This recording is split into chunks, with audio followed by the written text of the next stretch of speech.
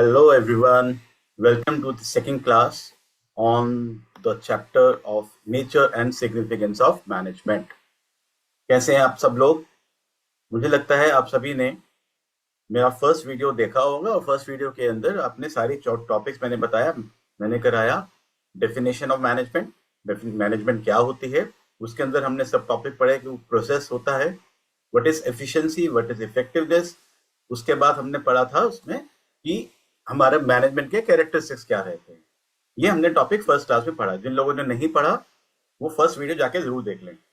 आज की इस क्लास के अंदर हम पढ़ेंगे ऑब्जेक्टिव्स ऑफ मैनेजमेंट, मैनेजमेंट के ऑब्जेक्टिव्स क्या रहते हैं and importance of management, management हमारे लिए किस तरीके से हेल्पफुल रहती है। तो without wasting any time let's start. See, सबसे पहले ऑब्जेक्टिव्स की अगर हम बात करें तो ऑब्जेक्टिव्स मैनेजमेंट के तीन पार्ट में कैटेगराइज्ड हैं। ऑर्गेनाइजेशनल ऑब्जेक्टिव यानी ऑर्गेनाइजेशन के खुद के ऑब्जेक्टिव, सोशल ऑब्जेक्टिव, ये आपने 11th क्लास में भी पढ़ा है कि एक ऑर्गेनाइजेशन जो होती है वो सोसाइटी के रिसोर्सेज को यूज करती है। रिसोर्सेज कौन से हो जाते हैं? Land, labour, capital, entrepreneurship. तो जब सोसाइटी की चीजें हम यूज कर रहे हैं तो हमें सोसाइटी की तरफ हमारी रिस्पॉन्सिबिलिटी बनती है टू पे बैक। तो सोशल ऑब्जेक्टिव में हम यही पढ़ते हैं कि ऑर्गेनाइजेशन के ऑब्जेक्टिव टुवर्ड सोसाइटी क्या है। And third category of objective आते हैं पर्सनल ऑब्जेक्टिव। पर्सनल मतलब जो हमारे एम्प्लॉयज काम कर रहे हैं उनका भी ऑब्जेक्टिव, उनका भी मैनेजमेंट को ध्यान रखना है। ऐसा नहीं है, देखिए मैनेजमेंट और जो हमारे एम्प्लॉयज हैं जो पर्सनल है, इन दोनों का ऑब्जेक्टिव डिफरेंट हो सकता है। मैनेजमेंट क्या चाहती है कि एक वर्कर ज्यादा काम करे और सैलरी कम ले। On the other hand what employee want, वो चाहता है कम काम करूं और सैलरी ज्यादा मिले। तो उन दोनों के बीच में कोऑर्डिनेशन फिट करना ये मैनेजमेंट का काम हो जाता है। तो मैनेजमेंट के ऑब्जेक्टिव्स यहाँ पर हम वन बाय वन पढ़ते हैं। सी, ऑर्गेनाइजेशनल ऑब्जेक्टिव, पहले इसको ब्रीफ में पढ़ते हैं फिर हम जल्दी से, आज का वीडियो बहुत लॉन्ग नहीं होगा। ऑर्गेनाइजेशनल ऑब्जेक्टिव, ऑर्गेनाइजेशन के अपने खुद के ऑब्जेक्टिव क्या रहते हैं? पहला ऑब्जेक्टिव ऑर्गेनाइजेशन का क्या रहता है? Survival, then profit, then growth. See, ये सीरीज है ना। एक ऑर्गेनाइजेशन, मान लो मैंने आज एक रेस्टोरेंट स्टार्ट करा। अगर मैंने आज रेस्टोरेंट स्टार्ट करा तो मुझे पहले दिन से तो प्रॉफिट नहीं होगा।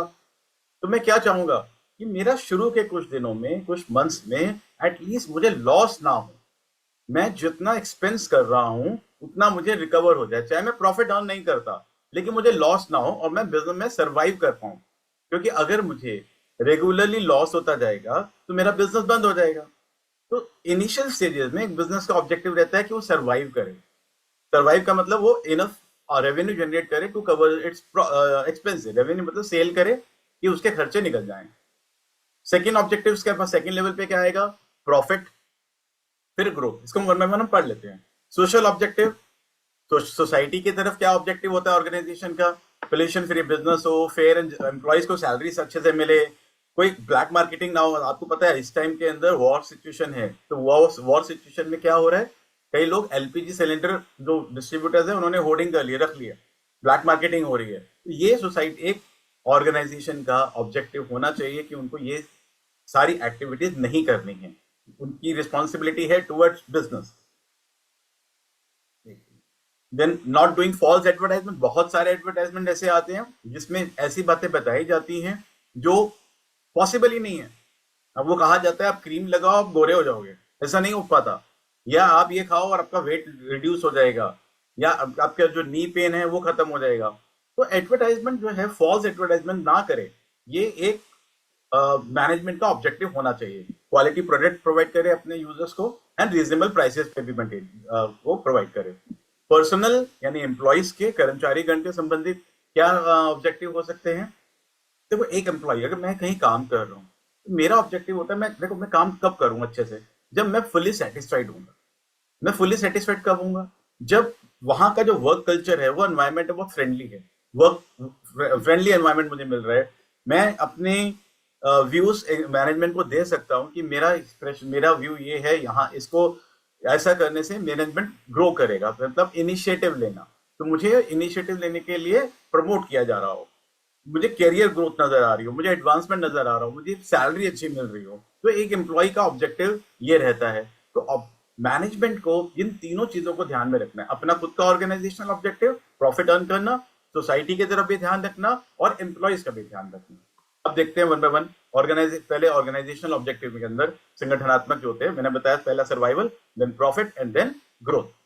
अब सी बिजनेस में बहुत सारे लोग जुड़े होते हैं, स्टेक होल्डर्स होते हैं। स्टेक होल्डर्स मतलब जो बिजनेस के साथ एसोसिएटेड है। Owner, that is a stake holder, share holder बोल देते हैं अगर हम ज्वाइंट स्टॉक कंपनी में। Employees, customer, government, all these are stake holder, society. तो मैनेजमेंट की रिस्पॉन्सिबिलिटी है कि उनका ध्यान में रखते हुए अपना जो ऑर्गेनाइजेशनल ऑब्जेक्टिव है वो अचीव करे। The main objective of any organization should be to utilize human and material resources to the maximum possible advantage. That is to fulfill the economic objective of the business. Business के जो economic objectives हैं, अब economic objectives के अंदर कौन कौन से हो जाते हैं, जैसे मैंने बताया सबसे पहला क्या आ जाएगा, सर्वाइवल, यानी कि जीवित रहना। यानी फर्स्ट स्टेप एक ऑर्गेनाइजेशन क्या सोचता है कि भाई उनका इनिशियल स्टेजेस में वो एटलीस्ट अपने खर्चे निकाल पाए। तो पहला ऑब्जेक्टिव ऑर्गेनाइजेशन का क्या होता है, सर्वाइवल। प्राइमरी ऑब्जेक्टिव है टू सर्वाइव, क्योंकि सर्वाइव करेंगे तो ही तो आगे बढ़ेंगे। An organisation can survive if its revenue are sufficient to cover its cost. अगर उसके जो रेवेन्यूज हैं वो, उसकी रेवेन्यू मतलब सेल करी मैंने 10,000 रुपए की एक महीने में और मेरा खर्चा हो गया 15,000, तो क्या मैं प्रॉफिट अर्न करा, मैंने नहीं अर्न करा, तो मुझे लॉस हो गया। ऐसी सिचुएशन में अगर ये लॉस सस्टेन रहेगा, लंबे समय तक चलेगा, तो मेरा बिजनेस बंद हो जाएगा। तो मेरा पहला ऑब्जेक्टिव है मैं प्रॉफिट ना अर्न करूं चाहे, लेकिन मैं सर्वाइव कर पाऊं। नेक्स्ट आ जाता है प्रॉफिट। अब कुछ टाइम हो गया सर्वाइव कर रहे हैं, अब बिजनेस सोचता है चलो सर्वाइवल वाला स्टेज निकल आ गया, अब हम अगले स्टेप की तरफ जाते हैं, यानी प्रॉफिट अर्न करना है, हमें लाभ जमा अर्जित करना है, क्योंकि तभी तो बिजनेस ग्रो करेगा। जो नेक्स्ट ऑब्जेक्टिव, नेक्स्ट स्टेप आएगा सर्वाइवल के बाद, एक बिजनेस सोचता है टू अर्न। इसका स्क्रीनशॉट ले सकते हो आप, इस पॉइंट को जब भी एग्जाम में आए तो इसी तरह से लिख सकते हो। प्रॉफिट बिजनेस की लाइफलाइन होती है, बिकॉज प्रॉफिट से तो बिजनेस चलेगा भैया। प्रॉफिट ही नहीं होगा तो मैं बिजनेस क्या करूंगा। अगर मैं कोई भी बिजनेस कर रहा हूँ, कोई भी एक्टिविटी कर रहा हूँ और उसमें प्रॉफिट ही जनरेट नहीं कर रहा, तो मैं क्यों करूंगा, मैं नहीं करूंगा उस कंडीशन में। अगर मेरा प्रॉफिट मेकिंग एंटिटी है, कई सारे लोग होते हैं जो सोसाइटी के लिए काम करते हैं, उनको प्रॉफिट से कोई मतलब नहीं होता, हम उनको भी छोड़ के चल रहे हैं। Profit are essential for covering cost and risk of the business. Next आ जाता है ग्रोथ। पहला हमने क्या करा, सर्वाइव करा, फिर प्रॉफिट अर्न करने लग गए, और उसके बाद अब ग्रोथ की तरफ चले जाएंगे, यानी कि ग्रोथ। और देखो प्रॉफिट जनरेट हो गया, अब अगर एक बिजनेस प्रॉफिट जनरेट करने के बाद रुक गया वहीं पे कि चलो प्रॉफिट हो रहा है खत्म, तो बिजनेस लॉन्ग रन में नहीं चल पाएगा, क्योंकि बिजनेस एनवायरमेंट डायनामिक है। मैंने बताया था डायनामिक वर्ड का मतलब होता है एवर चेंजिंग, रेगुलरली चेंज हो रहा है। तो बिजनेस क्योंकि डायनामिक, देखो आपको पता है नोकिया का फोन आता था पहले, अब नोकिया प्रॉफिट ब्रेकिंग कंपनी थी, नंबर 1 कंपनी थी मोबाइल मैन्युफैक्चरिंग में, लेकिन धीरे धीरे धीरे धीरे नोकिया क्या कर गया, बाहर हो गया, एप्पल आ गया, सैमसंग आ गया। क्यों, क्योंकि वो ग्रोथ की तरफ नहीं सोचा। जो हमारा बिजनेस एनवायरनमेंट जो डायनामिक है उसके साथ अडेप्ट करते हुए हम ग्रोथ कर सकते हैं। तो मैनेजमेंट तभी सर्वाइव करेगा लॉन्ग रन में जब वो ग्रोथ की तरफ भी देखेगा, नए नए एवेन्यूज, डायमेंशन अपने बिजनेस को चेंज करेगा। To remain in industry for long term, management has to look for the growth factor. Growth कैसे होगी, अब नोकिया को सोचना चाहिए था ना, एंड्रॉइड आ गया है, टच स्क्रीन स्टार्ट हो गए, तो कैसे वहां शिफ्ट हो सकते हैं। Growth of business can be measured in terms of sales volume increase. अब ग्रोथ कैसे मेजर होगी, बिजनेस की सेल बढ़ रही है, एम्प्लॉइज ज्यादा आ गए बिजनेस में, तो हम मानेंगे ग्रोथ हो गई है। नंबर ऑफ प्रोडक्ट, पहले मैं 4 प्रोडक्ट बना रहा था, अब मैं और बना रहा हूँ। Maggi for example, Maggi initially I थी सिर्फ नूडल्स बना रही थी, लेकिन मैगी ने नूडल्स के साथ साथ उसके बाद क्या बनाया, केचप बनाने लगे, सूप आ रहे हैं, मैगी मसाला आ रहा है और बहुत सारी चीजें आ रही है। तो that is they are growing, वो ग्रो कर रहे हैं। अगर वो सिर्फ नूडल्स पे रहते तो वो ग्रो नहीं करते, कुछ टाइम में हो सकता है कोई कॉम्पिटिटर आता और मैगी खत्म हो जाता। तो to remain in business, remain in the industry, we have to look for the growth. हमें ग्रोथ की तरफ जाना पड़ेगा, ग्रोथ देखना पड़ेगा। सोशल ऑब्जेक्टिव्स कौन से होते हैं, मैंने बताया सोसाइटी से ही तो सब कुछ मिल रहा है हमें। तो every organisation use resources available in society like natural resources, human resources, and as such management has a obligation toward society कि मेरी कंपनी में एम्प्लॉइज काम कर रहे हैं, रॉ मटेरियल आ रहा है, मैन्युफैक्चरिंग हो रही है, तो मेरी रिस्पॉन्सिबिलिटी बनती है जितने भी रिसोर्सेज मैं यूज करता हूँ। हम इकोनॉमी में पढ़ते हैं रिसोर्सेज कौन से होते हैं, factors of production, land, labour, capital and entrepreneurship. तो हमारा उनके तरफ उनको पे बैक करना है।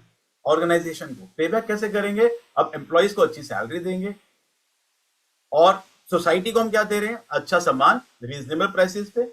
मैन्युफैक्चरिंग इस तरह से करी जाए कि पोल्यूशन ना हो, ब्लैक मार्केटिंग ना हो। क्लियर?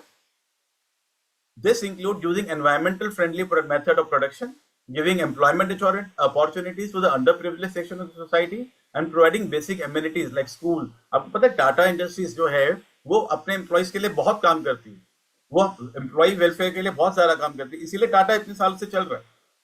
तो एक ऑर्गेनाइजेशन अगर सोसाइटी का ध्यान नहीं रखेगा तो लॉन्ग रन में वो भी खत्म हो जाएगा। एग्जाम्पल क्या क्या हो सकते हैं? Not creating pollution, pollution free production करी जाए।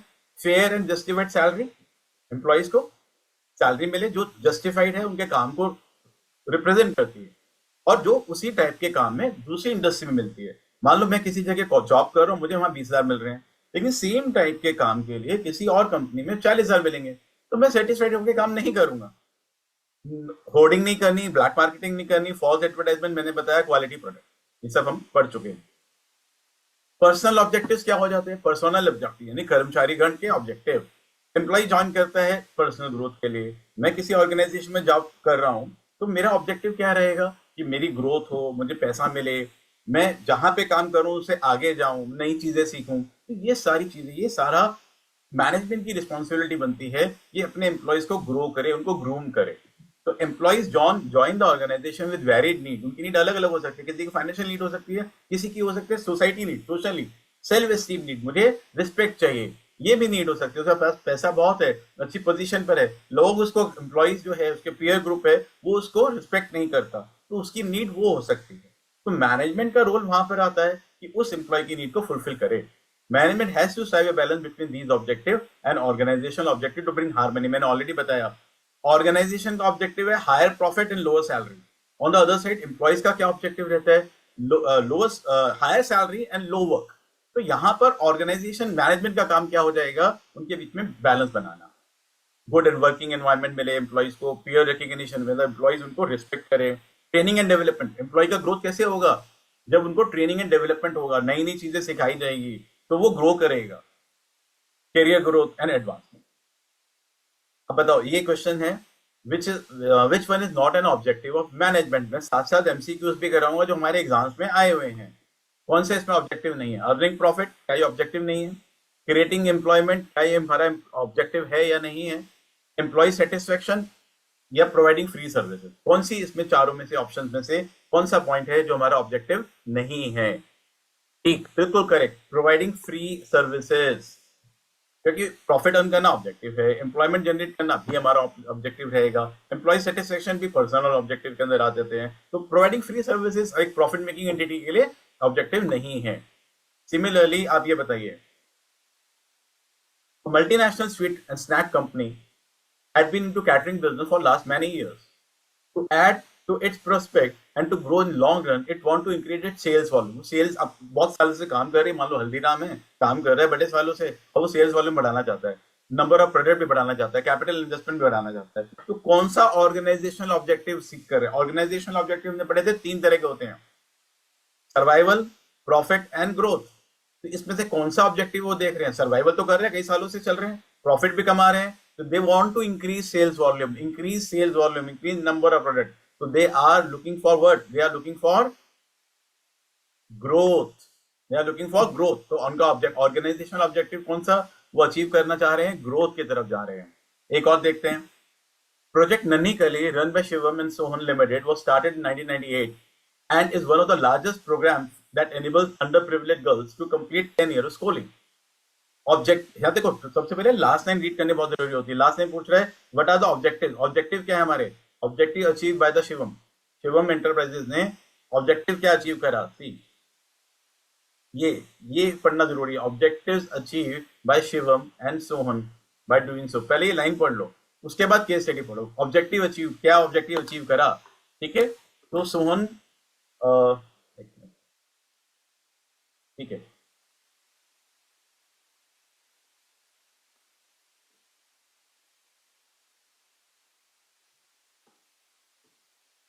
the project has impacted the lives of over 5 lakh girls from low income group family group over the country. मतलब उन्होंने गर्ल एजुकेशन के लिए काम करा।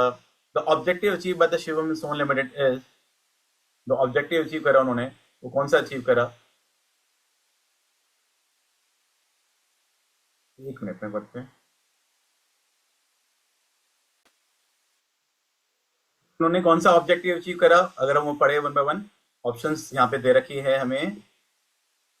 देखो वो सोसाइटी के लिए काम कर रहे हैं। ऑर्गेनाइजेशनल ऑब्जेक्टिव प्रॉफिट अर्न करना नहीं हुआ, सोशल ऑब्जेक्टिव लग रहा है, पर्सनल ऑब्जेक्टिव नहीं है, और बोथ ANC। यहाँ पर सिर्फ क्या है, वो सोशल ऑब्जेक्टिव अचीव कर रहे हैं। नेक्स्ट टॉपिक की तरफ चलते हैं। नेक्स्ट टॉपिक है इंपॉर्टेंस ऑफ मैनेजमेंट। अब देखिए इंपॉर्टेंस ऑफ मैनेजमेंट की अगर हम बात करें, इंपॉर्टेंस ऑफ मैनेजमेंट के अंदर कौन कौन से पॉइंट आते हैं? Management helps in achieving group goals. इसको ब्रीफ में पढ़ते हैं, फिर बहुत इजीली समझ में आ जाएगा। Helps in achieving group goal. Group गोल मतलब ऑर्गेनाइजेशन में अलग अलग लोग काम कर रहे हैं। मान लो मार्केटिंग डिपार्टमेंट है, फाइनेंस डिपार्टमेंट है, प्रोडक्शन डिपार्टमेंट है, लेकिन उनके गोल्स क्या है? प्रॉफिट अर्न करना, मैनेजमेंट को की ग्रोथ पहुंचाना।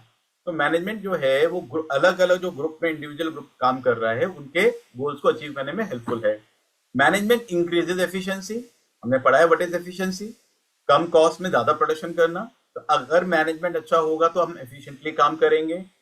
Management creates a dynamic environment, dynamic organisation. मैंने बताया डायनामिक वर्ड बहुत फ्रिक्वेंटली आता है। डायनामिक का मीनिंग क्या होता है? जो चीज चेंज होती है विद द टाइम, जो टाइम के साथ चेंज होती रहती है। जैसे अभी एनवायरनमेंट में अगर हम बात करें, आईफोन आता है तो आईफोन 16 आया, 17 आया, तो जैसे जैसे अब फोल्डेबल फोन आने लगे सैमसंग के, तो मैनेजमेंट जो है वो डायनेमिक एनवायरनमेंट में काम कर रही है। तो डायनेमिक एनवायरनमेंट में सर्वाइव करने के लिए मैनेजमेंट असिस्ट करता है। Management helps in achieving personal objective, already पढ़ चुके हैं। टॉपिक ओवरलैप होते हैं बिजनेस स्टडीज के। Management helps in development society, already पढ़ चुके हैं काइंड ऑफ। अब देखो पहला ऑब्जेक्टिव क्या हो रहा? Helps in achieving group goal. Management gives common direction to the individual effort in the achieving the overall goal of the organization. Organization का overall goal क्या था? Survival, profit and growth. तो मैनेजमेंट उसको direction देता है। Goals of organisation can only be achieve when there is effective and efficient management. ये हम पढ़ चुके हैं, what is effectiveness and what is efficiency. ये आप पिछले वीडियो में जाके देख सकते हैं। Next, management increases efficiency. Efficiency मतलब कम कॉस्ट में ज्यादा आउटपुट निकालना। तो good management promote efficiency which in return increases productivity and more output with less input. ज्यादा सामान निकलेगा with less input. This is done through better planning. हमने पढ़ा था these are functions of management: planning, organising, staffing, directing and controlling. See business studies के अंदर हमें मैंने पहले बताया business studies is kind of a language game. अगर मैं मार्क्स की बात करूं, एक होता है नॉलेज। मेरा ओपिनियन थोड़ा सा डिफरेंट रहता है, लेकिन अभी हम बात करते हैं तो सीबीएसई के मार्क्स की तरफ। तो जब हमें सीबीएसई में मार्क्स बटोर रहे हैं ना, तो हमें क्या करना है? हमें प्रेजेंटेशन अच्छी रखनी है। अगर एग्जाम में आया 3 इंपॉर्टेंस ऑफ मैनेजमेंट, तो पहले हेडिंग लिखो। मैंने पहले भी बताया सिर्फ हेडिंग लिखोगे, देन उसमें हाफ मार्क हेडिंग करेक्ट हो गया फ्रॉम एनसीईआरटी, एग्जैक्टली वही एनसीईआरटी वाली हेडिंग है, वही लिख दिया है हमने। उसके बाद उसमें 2 सब पॉइंट बना के, जैसे मैंने यहाँ लिख रखा है, इसी तरह से लिख दोगे, आपका 1 मार्क का 1 पॉइंट होता है वो मिलेगा 100%, कोई डिडक्शन नहीं होगा। एफिशिएंसी कैसे होती है? Through better planning, organising, staffing, directing, controlling. Then next, management creates a dynamic organisation. मैंने बताया डायनामिक क्या होता है? प्रबंध गतिशील संगठन का निर्माण करता है। Management business environment changing environment है, एवर चेंजिंग है, ठीक है, रेगुलरली चेंज होता है, टेक्नोलॉजिकल चेंज होता है, गवर्नमेंट का चेंज हो जाता है, गवर्नमेंट में नई पॉलिसी लेकर आ जाती है, लड़ाई हो गई, हार्मोन स्टेट हमारा बंद हो गया इस टाइम पे, तो नया कुछ प्रॉब्लम आ गया, तो मैनेजमेंट वहां असिस्ट करता है कि आप डायनेमिक एनवायरनमेंट में कैसे उसको टैकल करोगे।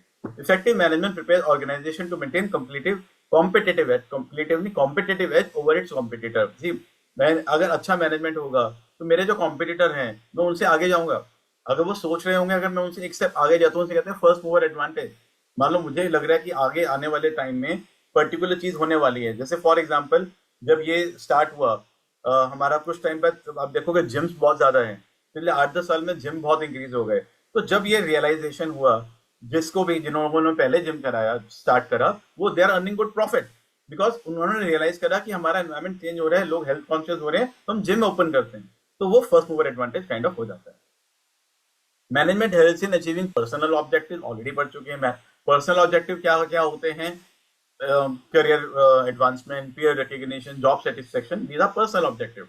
और उसमें उसको ऑर्गेनाइजेशन ऑब्जेक्टिव के साथ रिकंसाइल करते हुए, समन्वय बनाते हुए मैनेजमेंट को आगे बढ़ना है। Effective management through motivation, leadership, training and development assist individual to achieve their personal objective.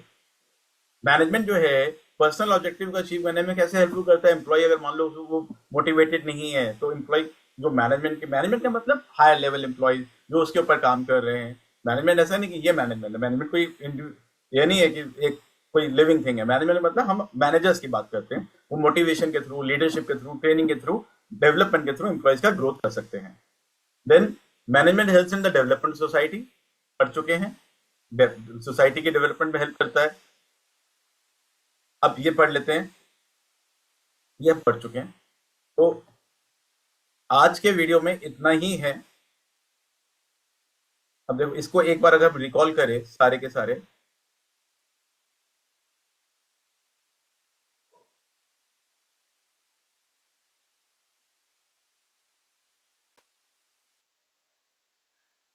देखिए ये हमने पढ़ा मैनेजमेंट के importance. Management helps in achieving group गोल, आपको पता है ग्रुप गोल इंडिविजुअल जो काम कर रहे हैं उसके लिए। Management increases efficiency, management creates a dynamic environment, management helps in achieving personal objective, management helps in development society. तो अगर आप लोगों को ये हेडिंग्स लर्न होगी तो एग्जाम में अगर कोई भी क्वेश्चन आता है इससे रिलेटेड तो बहुत आप इजीली उसको सॉल्व कर लोगे कि हमें वो आइडेंटिफाई करने को आया कि कैसे कौन सा ऑब्जेक्टिव है, तो हम कौन सा इंपॉर्टेंस ऑफ मैनेजमेंट हाईलाइट हो रही है तो हम बहुत इजीली उसमें से उसको जज कर लेंगे। अब देखिए अगर हम इस अभी तक जो हमने पढ़ा इफेक्टिवनेस और एफिशिएंसी, आप पिछले वीडियो में जाके देख सकते हो जो कुछ मैंने समझाया। उसके बाद हमने पढ़ा था इफेक्टिवनेस एंड एफिशिएंसी, बहुत इंपॉर्टेंट टॉपिक हो जाता है। देन उसके बाद हमने पढ़ा था कि कैरेक्टरिस्टिक्स ऑफ मैनेजमेंट। तो मैनेजमेंट की कैरेक्टरिस्टिक्स जब हम पढ़ रहे थे तो कैरेक्टरिस्टिक्स के सारे पॉइंट मैंने समझा दिए थे कौन कौन से होते हैं। तो लास्ट वीडियो को जाके एक बार दोबारा से देखेंगे तो सारी चीजें आपको क्लियर हो जाएगी। तो आज की वीडियो को शॉर्ट रखते हैं, नेक्स्ट वीडियो में इसके आगे के पॉइंट्स मैं समझाऊंगा। इस चैप्टर को कंप्लीट करेंगे, 2 और वीडियोस लगेंगे और साथ ही साथ हम केस स्टडीज भी करेंगे। Thank you very much. And अगर समझ में आ रहा है, अच्छा लग रहा है तो देखो, पढ़ो एंड अपने फ्रेंड के साथ भी शेयर करो एंड सब्सक्राइब कर लो कि जब मैं वीडियो डाल दूंगा आपको नोटिफिकेशन जरूर आ जाएगा। Thank you very much for this.